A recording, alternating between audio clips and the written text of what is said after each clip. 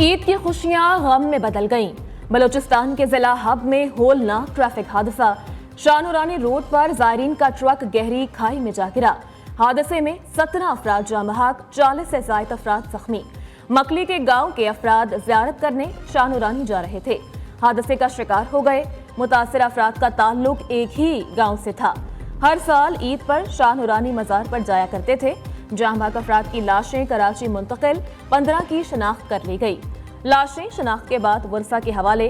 वफाकी वज़ीर दाखिला मोहसिन नकवी ने भी हादसे पर इजहार अफसोस करते हुए लवाहिकीन से इजहार हमदर्दी किया और जख्मियों की जल्द सेहतयाबी के लिए दुआ की।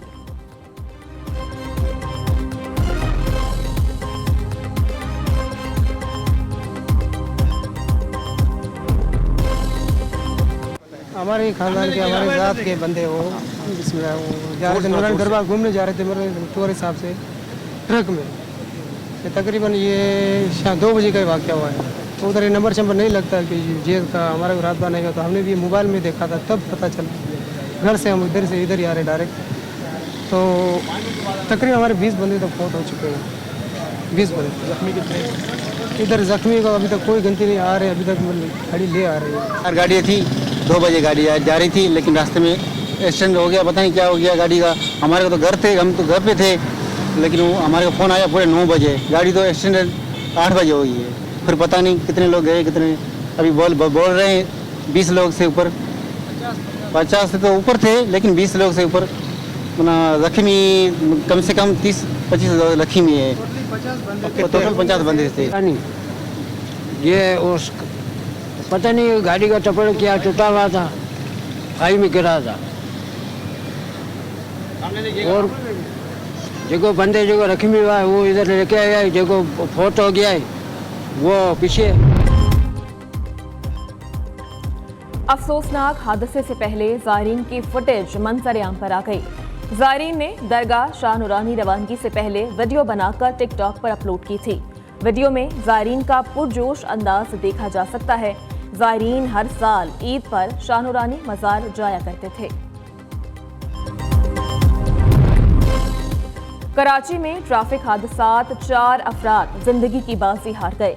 गुलशन इकबाल में तेज रफ्तार मोटरसाइकिल सवार नौजवान नीपा पुल से नीचे गिरकर जाँ बहक।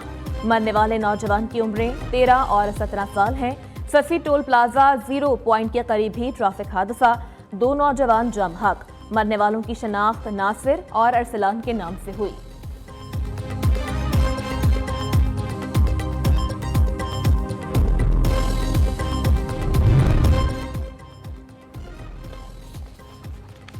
खुजदार के इलाके जहरी में समरीर चौक चश्मा के मकाम पर फायरिंग, 3 अफराद जाँ बहक।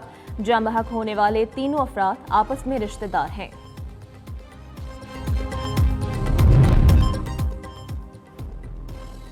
कोट अद्दू थाना सिटी की हुदूद कॉलेज रोड पर फायरिंग, 2 नौजवान कत्ल। पुलिस के मुताबिक 2 ग्रुपों में चंद रोज से दुश्मनी चल रही थी। मुखालिफिन ने घात लगाकर फायरिंग कर दी। दोनों नौजवान मौका पर दम तोड़ गए। लाशें अस्पताल मुंतकिल। खुशियों भरे त्यौहार पर रौनकें ही रौनकें। ईद उल फितर का आज दूसरा रोज। कल के मेजबान आज बनेंगे मेहमान। घर घर होगा ईद मिलन पार्टियों का हल्ला गुल्ला। खूब हंसी मजाक होगा, चेहरे खिलेंगे, दावतें उड़ेंगी। टिटखारेदार खानों से होगी मेहमानों की तवाज़ो। कहाँ जाना है, कहाँ नहीं जाना है, नौजवानों ने भी एडवांस में मौज मस्ती का प्लान बना लिया है। ईद के पहले रोज खूब हल्ले गुल्ले होंगे। घुड़ और ऊंट सवारी का भी लुत्फ उठाया गया, लेकिन छोटी दुनिया का फिर भी दिल ना भरा। बच्चों ने वालिदैन से फिर घूमने फिरने की जिद लगा ली।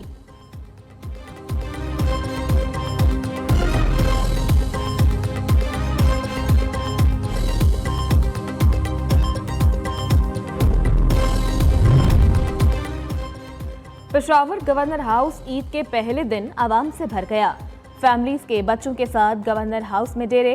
बच्चे बड़े सभी गवर्नर हाउस के दौरे से खूब लुत्फानंदोज हो रहे हैं।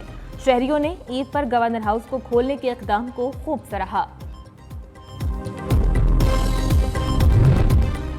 ईद पर कुदरत मेहरबान, जुड़वा शहरों में बारिश से मौसम की रंगीनी में इजाफा।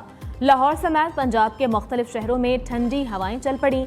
केपी और बलूचिस्तान का मौसम भी खुशगवार, बालाई इलाकों में बर्फबारी मुतवक्के।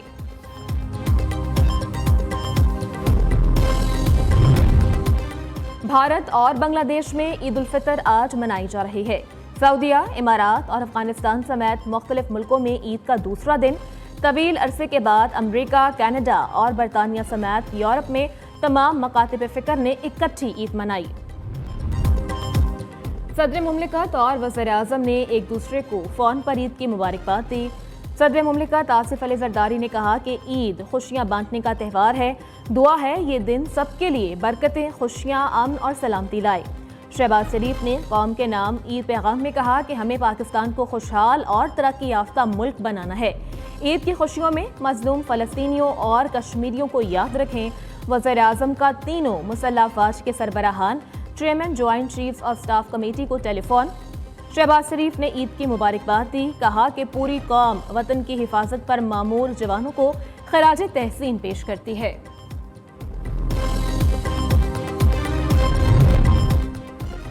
ईद के पुरमसरत मौका पर वज़ीर आज़म का मलेशियन हम मनसब और बहरीन के टेलीफोनिक राबता।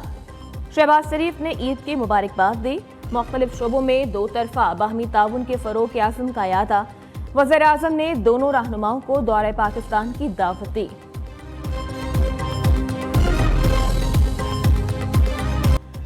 Army chief general Syed Asim Munir का दौरा शुमाली वज़ीरिस्तान। आर्मी चीफ ने मिरान शाह और स्पिन बॉम में जवानों के साथ ईद मनाई। अगले मोर्चों पर जवानों के साथ नमाज ईद अदा की। मुल्क की तरक्की और इस्तेहकाम के लिए खुसूसी दुआएं मांगी। जनरल सैयद आसिम मुनीर ने कौम की खिदमत के जज्बे से सरशार जवानों को खूब सराहा। जमशुदा अजला में समाजी और इक्तिसादी तरक्की के इक़दाम की भी तारीफ की। सिपा सालार ने कहा कि खित्ते को अदम इस्तेहकाम से दो चार करने वाले अनासर से खबरदार रहें। भारी कुर्बानियों से हासिल अमन को बरकरार रखना सबकी जिम्मेदारी है। शोहदा की कुर्बानियों को भरपूर खराज अकीदत भी पेश किया।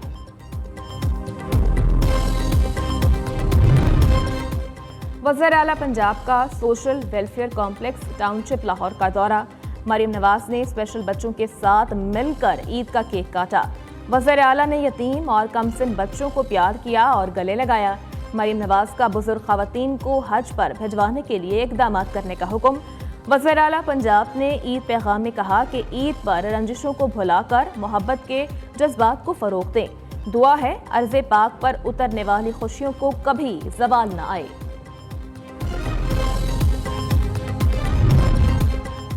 इस्लामाबाद हाई कोर्ट के हुक्म पर अमल दरामद। ईद पर बानी पीटीआई से अहलिया बुशरा बीबी अडियाला जेल में मिली। मियां बीबी की मुलाकात 1 घंटे तक जारी रही। पुलिस बुशरा बीबी को अडियाला जेल से लेकर वापस बनी गाला रवाना हो गई। इस्लामाबाद हाई कोर्ट जजेस खत अज खुद नोटिस। Justice Yahya Khan Afridi supreme court के 7 रुकनी लार्जर बेंच से अलहदा हो गए। Pakistan bar, supreme court bar और विफाक से तजावीज़ तलब कर ली गई। जस्टिस अतहर मिनुल्लाह का इख्तलाफी नोट। पहले 12 पैराग्राफ से अदम इत्तेफाक। इख्तलाफी नोट में जस्टिस अतहर मिनुल्लाह ने कहा कि मामले की संजीदगी के बावजूद इदारे ने रिस्पॉन्स नहीं दिया।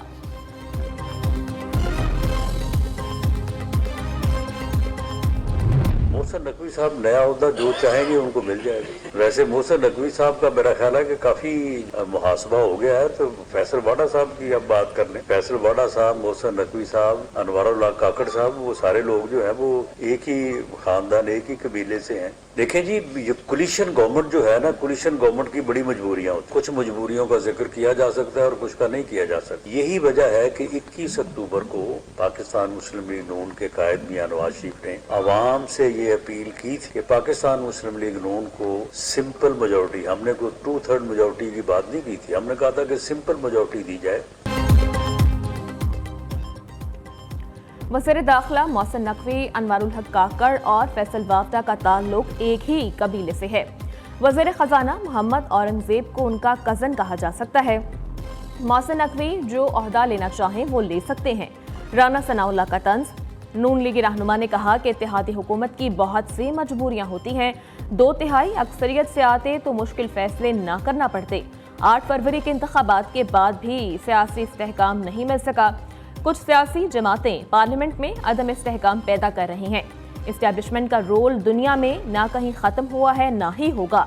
मौजूदा इस्टेब्लिशमेंट लीडरशिप इंतहाई दयानतदार है, उन्हें कोई जाती मुफाद नहीं। पीटीआई के 4 साला दौर में एक भी वादा वफा हुआ है तो बता दें। इन लोगों ने सिवाय नौसरबाजी के सिवा कोई काम नहीं किया। कोई एक वादा पूरा किया है तो बता दें। अपने अल्फाज वापस ले लेता हूँ। ख्वाजा आसिफ के ईद के रोज बानी पीटीआई पर ताक करवार। वज़ीर दिफा कहते हैं पीटीआई की क़यादत ने तारिकीन वतन को तरसिलाते ज़र भेजने से मना किया। पूरी कौम बल्कि उम्मत के ऊपर खुद एहतसाबी का वक्त है। रमज़ान में जैसे महंगाई की गई, लोगों के कपड़े उतार लिए गए। कच्चे के इलाके में पक्के डाकुओं की हुकूमत कायम है। पुलिस को देखकर लोग इत्मीनान की बजाय खौफ का शिकार होते हैं। हुक्मरानों को मुल्क का सोचना होगा। कन्वीनियर MQM खालिद मकबूल सिद्दीकी की मीडिया से गुफ्तगू। गवर्नर कामरान टिसूरी ने पीपल्स पार्टी और दीगर जमातों को अमन मुआहदे की दावत देते हुए कहा कि कराची समेत सिंध भर में अमन और अमान की जिम्मेदारी FC अपने जिम्मे ले।